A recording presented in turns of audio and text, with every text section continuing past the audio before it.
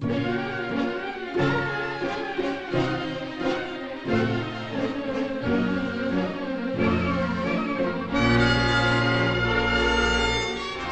meillä on esittelyssä alkuperäinen Bernard Herrmannin sävellys vuonna 1952 ilmestyneeseen elokuvaan Kilimanjaron lumet.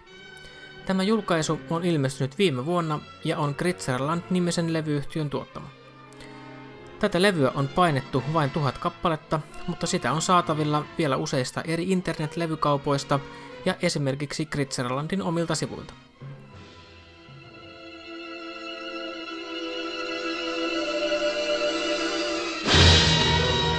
Kestoa levyllä on 52 minuuttia ja se sisältää 30 kappaletta.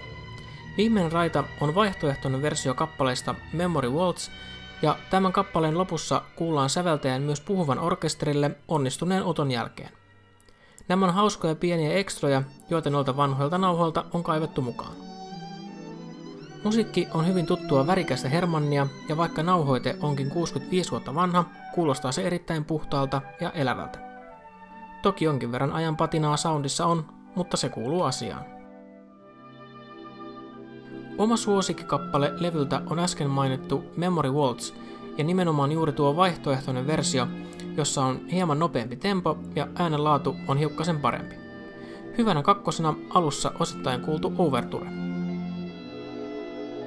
Levyn kansilehti on jo itsessään taideteos ja henkii juuri noita tuon ajan elokuvia. Kansivihon sisällä on sitten muutama kuva ja hieman tekstiä elokuvasta ja sen taustoista, sekä lyhyt kuvaus itse musiikista. Tänne on myös kirjattu ylös musiikin nauhoituspäivät, joita tässä tapauksessa on 5.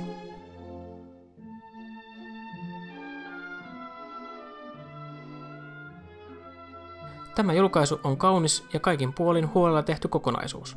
Voin siis lämpimästi suositella kaikille Herrmann-faneille sekä hieman vanhemman elokuvamusiikin ystäville.